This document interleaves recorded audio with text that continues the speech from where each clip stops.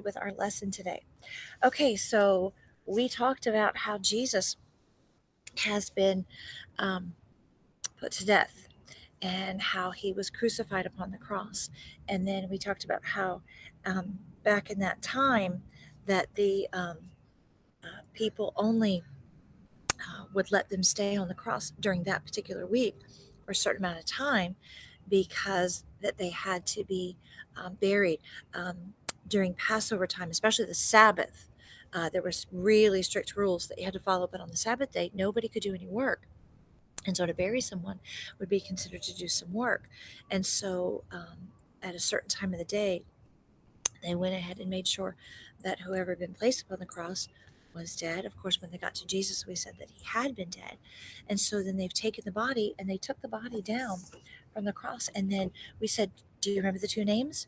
Joseph of Arimathea and Nicodemus. That they went and took the body of Jesus and buried him. And then we talked about how that they had wrapped his body up so that that way he could be buried. And then they took that cloth. Now I have one here. They took that cloth, that square piece, and they laid it over his face. And that meant that was a custom of saying that his life, the person's life, had finished, that it had ended, and so they covered his face when they buried him. And so it's just a way of honoring the person that had died. And of course, again, remember, they're very sad that Jesus has died because they were thinking that he was going to, it was going to end differently. It wasn't going to end like this. And so then we said that they placed guards. Those that were in charge, those religious leaders, went back and had Pilate place guards in front of, they call it the tomb, the grave. They call this the tomb. And then they had sealed up that hole with a big rock so that nothing could get into it. And of course, nothing could get out. Um, so they had sealed that up and then they placed the guards there. And, of course, I'm sure that they were wondering, what in the world are we doing standing here guarding this body? It's a dead person. Why would we guard a dead person? But, these silly people, they're going all crazy. And so, because they didn't understand what was going on and nobody knew what was going to happen. So they stood guard and everybody knew that there were guards standing. And so not really anybody understood that either. So that started on that very first day. So then that first day, nothing happened. They just stood guard. And the second day, nothing happened. They just stood guard.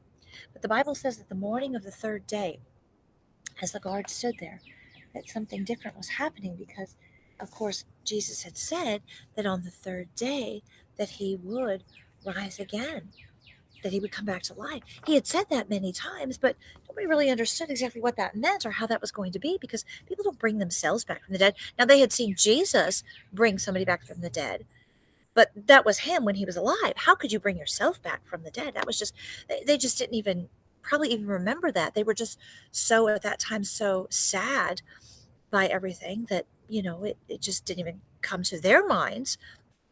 And so the Bible says that on that morning of the third day, the ground shook and that there was just this amazing, I guess you could maybe even say feeling in the air. Something was going on, something was different. And because of the ground shaking, the soldiers got so scared that they fainted. They fell asleep and they just fell down. And that was it. And they missed it because what was happening on the inside was that Jesus was coming back to life again. The Bible says that his body, now I'm going to use that same tissue for a second, was completely wrapped up. Okay, kind of like that. And it had been laid down. But the Bible says when Jesus came back to life, he didn't stand up and unwrap, he just came out. And those grave clothes just flattened right where they were, lying in that same spot. And so it was pretty incredible. And then he came out. Now, the stone was still there. He just came through it. He came out and he shone this bright light and he had on a beautiful white robe. Now you're thinking, who was there to see all of this? But remember, God picked people to write down what he had to say in the Bible. So no one was there. No one saw this happen, but God in heaven saw it happen because this was exciting. And so then that's when the angels rolled back the stone and oh, it was exciting. And there he was See, he came out, and then the angels rolled back the stone. The stone didn't have to be rolled back for him. He just came right through it. And you can see right there, look, they missed the whole thing. Those soldiers laid there, and they didn't have any idea what was going on. They missed it. Oh, and then he was gone. Now, after the soldiers woke up, now they didn't see Jesus and they didn't see the angels, but they saw that that stone had been rolled away. Ugh. Do you know what happens to a Roman soldier if something goes wrong when he's watching? They could get in a ton of trouble. They did not go back and tell Pilate what had happened. They went back to the religious leaders and they said, "You're not going to believe this. We were there, we were guarding, and all of a sudden the ground started shaking, and we got so scared that we fainted. And then when we woke up, the stone was rolled away and he is gone. What are we going to do?" They said, "Well, you're not going to tell anybody that. Don't tell anybody that at all. You just go and tell them that somebody came and knocked you over the head, and when you woke up, you saw that the stone rolled away and somebody stolen his body away. Don't you go around telling anybody that story that you said." So that's exactly what was going on. Okay, but in the meantime, while they're off doing their soldier thing, okay, here comes some ladies. Now, there were some ladies, Mary Magdalene, which was a friend of Jesus, and two other ladies, had got up that morning and they said, it's been 3 days. This is the third day. We need to go back to where he lay, and we need to put some more things on his body, some smelly things that were on his body. They wanted to make sure that they did right by Jesus, that they buried him, in a very good way. And so they started coming. This was way early in the morning, probably as it was just starting. The sun was maybe just starting to get light, and they came, and were thinking to themselves and talking to themselves. What are we going to do when we get there? How are we going to roll the stone away? And so they came, bringing all of the things with them that they were going to need to be able to take care of the body again some more. But when they got there and they came around the corner, they the stone was rolled away. The soldiers were gone. See, what were the soldiers going to do, and who was going to help them roll? Do you think the soldiers would help them roll the stone away? But as they came around the corner, the soldiers weren't there, and they looked, and neither was the stone. The stone wasn't there. Now, Mary Magdalene, she was a really good friend to Jesus. Jesus had helped her and had really changed her life.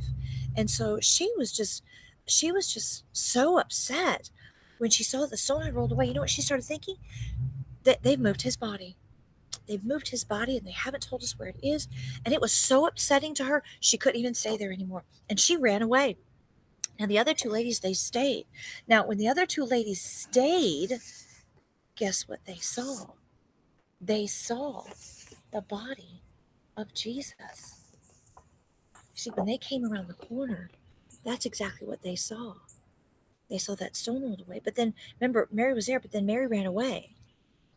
So, but they stayed and they kind of peeked in and they saw that it was just his grave clothes that were still laying there, that his body wasn't there. And then that angel started talking to them, because then an angel appeared to them and said, "Why are you here? He told you he wouldn't be here.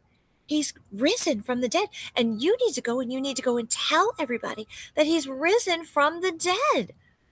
And so those two ladies, they got so excited that they turned around and they went running, because you know what they did? They went back and they found the disciples and they ran into where the disciples were. Now, probably everybody's sitting around having breakfast and they're still, again, feeling very sad and very quiet about it.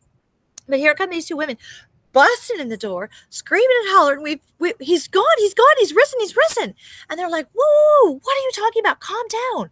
What are you talking about?" And they said his grave clothes were gone. The stone's been rolled away. The soldiers are gone. The stone's been rolled away. And the grave clothes are still there. And he's gone. He's not there. And the angel told us that he's risen. And he's risen like he said he would. And Peter and John, let's go check this out. So Peter and John go take it off. There's lots of running back and forth going on this morning. Peter and John go running back and forth. And sure enough, they go running back running back to where the grave was, where the tomb was, where they had laid Jesus. Now, John was younger. That meant he could run faster. If you and I were in a race, oh, you're going to beat me so bad. I'm older. I go slower. And that's exactly what was going on here.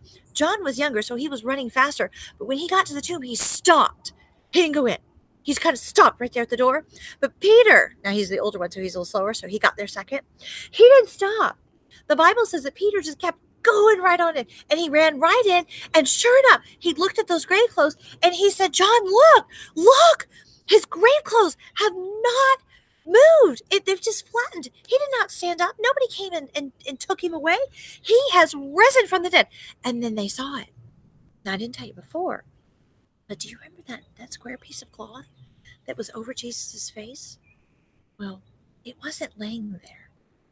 It was actually folded up, laying on the side. Back in Bible times, there was this custom that if you were eating at a meal and you got up to go and, because you were done with your meal, you would take your napkin and you would just kind of lay it down. You would lay it down on the table. And then that way they would know that you were coming back again, or that you were done. But if you took your napkin and you folded it and laid it carefully on the side next to your plate, they knew you were going to come back again. Maybe you just stepped out to go get something or do something. And so then you would come back again. Well, when they saw that napkin folded up on the side, you see, when Jesus came out of his grave clothes, he took that face covering and he folded it up and he laid it on the side because he's not finished. He's got something else that he needs to do. Talk about it in a minute, or maybe a little bit later. Don't forget about that square piece. So those disciples, they came out and they are now, oh my goodness, so excited. And so you guessed it, they turn around and they go running back. They and they want to go tell everybody. Okay. In the meantime, see, back and forth. Mary, let's go back to her for a second. Mary was so upset that she came back. She came back to the garden because she was so upset. She was just, girls cry about everything. We cry when we get all upset, but especially when we're sad about something, we just really like to cry. It's just the way that God's made us.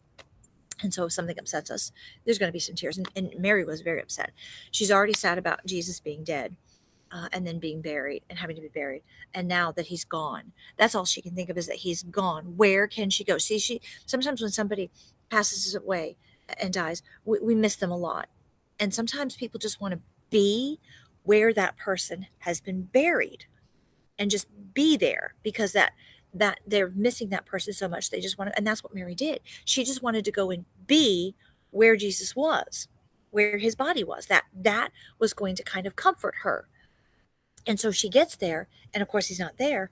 So that upsets her. So now she goes back, all right, and she's going to go back, and she's going to go back to that place where the tomb was, and she's going to wait there, looking for a clue. Somebody's got to know something. And so she gets there, and of course nobody's around, and it's just so upsetting for her. She just cries. But then she hears a noise. And she thinks that it's probably somebody there's like a garden area here. And so she thinks that probably it's somebody that's taking care of that area. And so she's just not even looking when a lady is crying really bad and she's really upset. She didn't want anybody to see her. So she just stayed head down and she just covered her face and she just kept crying. And she said, please tell me where they've taken him. I just want to go and be where he's at. Where have they taken my Lord? And then she heard a voice say, Mary? Then she stopped for a second. And she wasn't crying. Boy, girls, they can do it just like that. And then she said, I know who that voice is. And she turned around and she started crying all over again. Because it was Jesus. He'd come to see her. And it was, oh, she was so happy. Now she's crying for a completely different reason. She was so happy that now, yeah, I know girls can cry when they're happy. They cry when they're sad, when they're happy, when they break a fingernail, when they see a commercial. And right away, her tears changed from one of sadness to one of great joy. And she turned and she gave that look, and he knew that look. And she started, not yet. Don't come to me yet. Don't touch me yet. But I want you to do something for me. I want you to go and I want you to tell the disciples that I'm going to come see them. I am going to come see them. I have risen.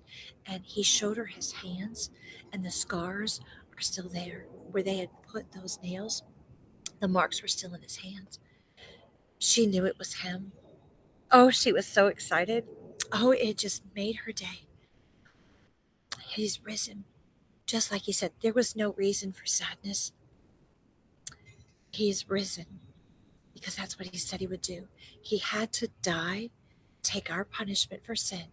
But then because he's Lord, he's risen again. And because of that, we can have a new life in him when we trust in him, when we believe what happened to him. Oh, Mary was so happy. Oh, she was so excited. Yes.